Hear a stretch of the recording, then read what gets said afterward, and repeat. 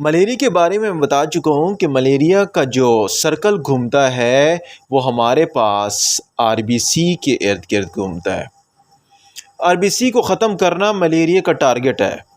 Malaria के जो parasite है वो उसका टारगेट क्या है? उसका टारगेट ये है कि वो आरबीसी को किसी ना किसी तरीके से ख़त्म करे। तो देखिए, मलेरिया हमारे पास अगर बात की जाए मलेरिया की, तो ये एक एंडेमिक डिज़ीज़ है। कहाँ पर?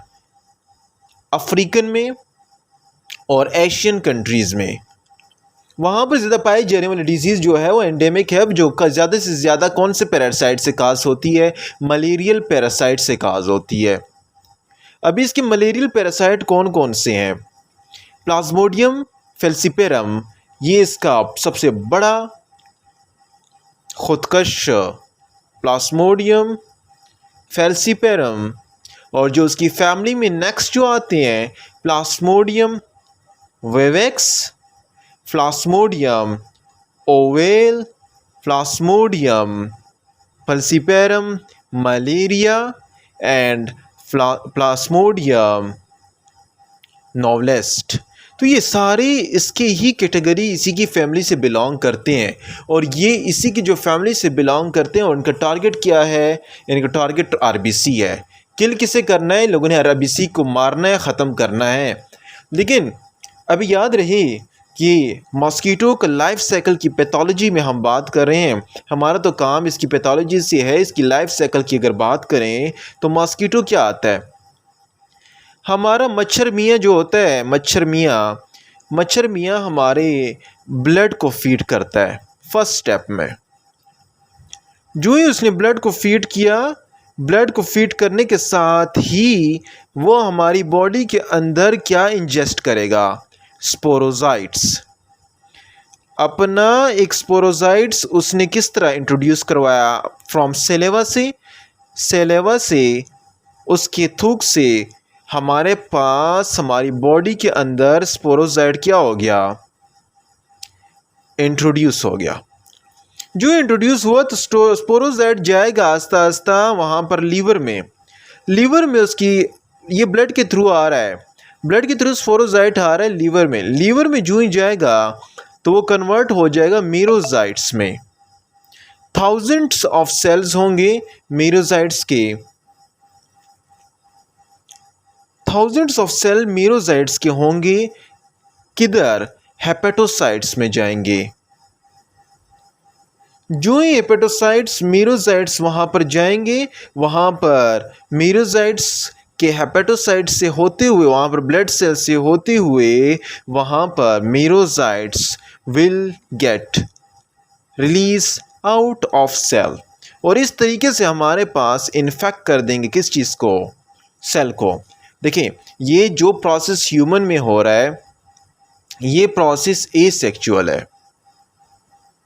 एसेक्सुअल प्रोसेस, स्पोरोजाइट्स आया, वो लीवर में गया, और मीरोजाइट, थाउजेंड ऑफ मीरोजाइट गए, तो यू जो ही से मीरोजाइट से निकलते हैं, लीवर से निकलते हैं, हेपेटोसाइट्स ब्लड सेल से, वहाँ पर सीधा सिम्टम्स शो हो जाते हैं। जिस सिम्टम्स में आगे हम बताते हैं क्या क्या सिम्टम्स हैं फीचर्स में, क्लिनिकल में चिल्स होते हैं, फीवर्स वगैरह वगैरह। तो यहाँ पर मीरोजाइट्स निकले, इन्फेक्ट किया रेड सेल को तबाह कर दिया। अभी जो ही एसेक्सुअल मीरोसाइट्स जो ही आ गए, थाउजेंड ऑफ मीरोसाइट्स इसके रिमूव हो गए।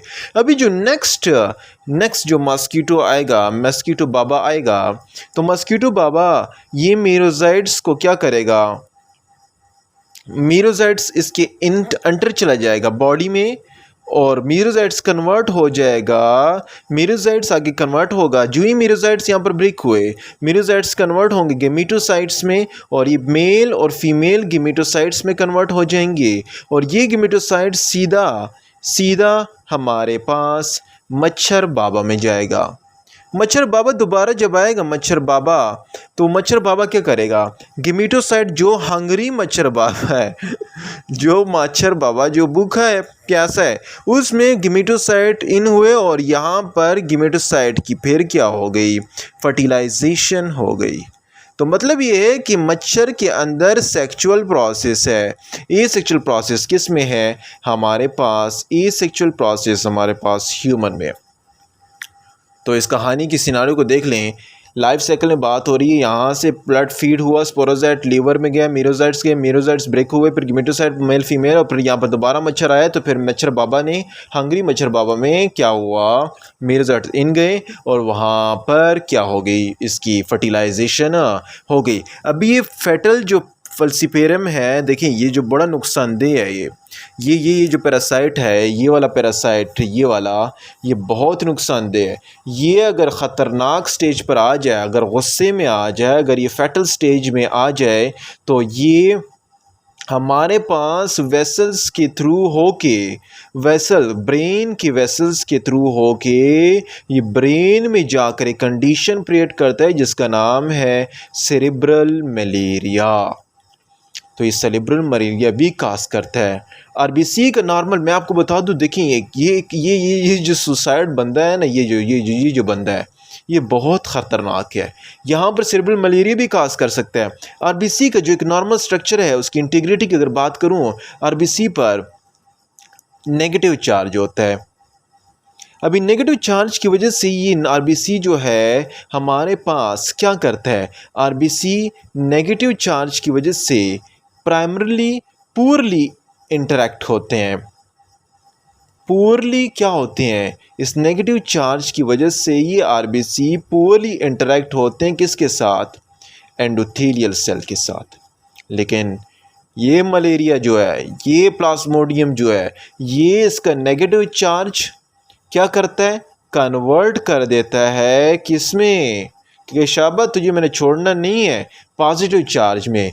जो ही पॉजिटिव चार्ज कन्वर्ट हो जाता है, पॉजिटिव चार्ज में आ जाता है, तो उस पॉजिटिव चार्ज आरबीसी की डायरेक्ट क्या होती है, इंटरेक्शन होता है एंडोथेलियल सेल के साथ, और वो एंडोथेलियल सेल के साथ इंटरेक्शन के साथ हमारे पास एडहेशन, जितने भी मॉलिक्यूल हैं उनकी एडहेशन हो जाती है और ट्रैपिंग हो जाती है किसमें, ब्लड सेल की ट्रैपिंग हो जाती है। ब्लड सेल की ट्रैपिंग हुई, अभी आप मुझे बताएं, जो ही ब्लड सेल कैपिलरीज में ट्रैप हो गए तो क्या काज करेंगे, पोस्ट कैपिलरी ऑक्लूजन, सीधा कैपिलरी को क्या कर देंगे, हमारे पास जो कैपिलरी है उसमें ऑक्लूजन काज कर देंगे, उसे ख़त्म कर देंगे और उसे बंद कर देंगे। तो पॉजिटिव चार्ज लाना किसका काम है, पॉजिटिव चार्ज इस ख़तरनाक सुसाइड का काम है। अभी हमने इस सुसाइड को एंटी मलेरिया ड्रग्स देने हैं और इसे ख़त्म करना है और बॉडी से रिमूव करना है। फीचर्स की मैं बात करूँ तो जो ही मीरोजाइट्स निकले हैं और उसके मीरोजाइट्स के रिमूव होते ही शेकिंग होगा, चिल्स आएंगी, फीवर हो सकता है, कन्वल्जन्स हो सकता है, कॉमा की कंडीशन आ सकती है सेरेब्रल मलेरिया में, और एट लास्ट यहाँ तक कि डेथ भी हो सकती है। और डेथ के साथ अगर मैं बात करूँ तो एक और कंडीशन आती है, उसका नाम है black water fever. Black water fever की कंडीशन भी आ सकती है। इस ब्लैक वाटर फीवर में क्या होता है, ब्लैक वाटर फीवर में जो हेमोलिसिस होता है ये बहुत ज़्यादा हो जाता है। इसे क्या कहते हैं, मैसिव इंट्रावेस्कुलर हेमोलिसिस। इससे मैसिव इंट्रावेस्कुलर हेमोलिसिस हो जाता है, मतलब बहुत ज़्यादा लार्ज अमाउंट में हेमोलिसिस हो जाता है, और उस ज़्यादा हेमोलिसिस की वजह से हीमोग्लोबिनीमिया हो जाएगा, ब्लड में हीमोग्लोबिन होगा, और जंडिस की वगैरह कंडीशन भी। तो ब्लैक वाटर फीवर भी हो सकता है। चिल्स नॉर्मल सिम्टम्स हैं, ये नॉर्मल आएंगे, अराइज होंगे। अभी आपने क्या करना है, आपने इस मलेरिया को आने ही नहीं देना। अगर मलेरिया आ रहा है तो इसको अगेंस्ट ड्रग देने तक इसके पैरासाइट की जो यहाँ पर साइकिलिंग हो रही है, जो इसके अंदर जो यहाँ पर ह्यूमन बॉडी में साइकिल हो रहा है, ये ख़त्म हो जाए, ये साइकिल ही पूरा ना हो। तो मलेरिया की पैथोलॉजी हम पढ़ चुके हैं। आरबीसी को टारगेट कर रहा है, हेमोलिसिस कर रहा है, ब्लड सेल की ब्रेकिंग कर रहा है और ख़त्म कर रहा है किस प्रोसेस के through, life cycle and positive charge के थ्रू। तो ये इम्पॉर्टेंट टॉपिक था मलेरिया के बारे में। अगला जो टॉपिक है वो एनीमिया से रिलेटेड है। कि हमारे पास आयरन डिफिशिएंसी एनीमिया होती है, मेगलोब्लास्टिक एनीमिया है, सीरम हमारे पास सीरम में आयरन का लेवल कैसे कंट्रोल होता है, कैसे रेगुलेट होता है, कहाँ पर एब्जॉर्प्शन होती है ड्यूडिनम जिजिनम वगैरह में, और हेप्सिडीन मालिक्यूल कौन सा है और इसका रिलेशनशिप क्या है, वो कंप्लीट गाइड जो है वो आगे नेक्स्ट आयरन एनीमिया और एरिथ्रोपोइसिस जो नॉर्मल प्रोसेस है उसमें पढ़ेंगे।